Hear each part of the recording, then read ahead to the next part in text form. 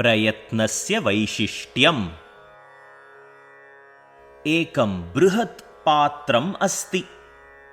पात्रे तक्रम् अस्ति।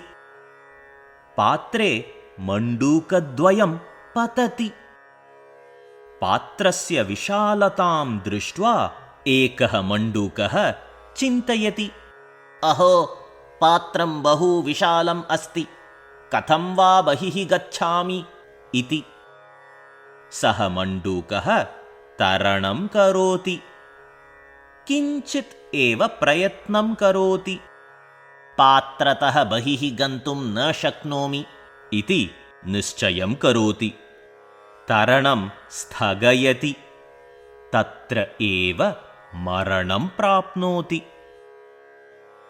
अपरः मण्डूकः अपि तरणं करोति।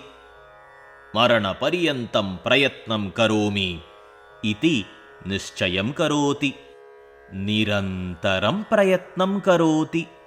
किञ्चित् कालानन्तरं सः श्रान्तः भवति। अनन्तरं सः अपि तत्र एव पतति। परन्तु प्रातः उत्थाय द्वितीयः मण्डूकः पश्यति।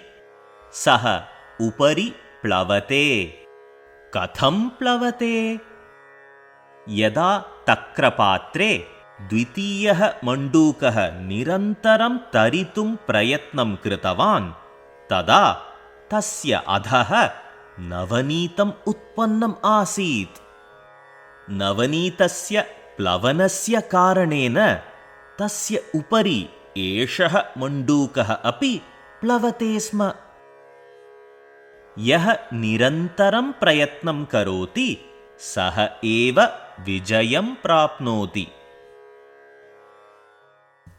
Thousands of free Sanskritam stories in Sarala Sanskritam as picture videos, comic books, audiobooks and storybooks. Visit gurukula.com.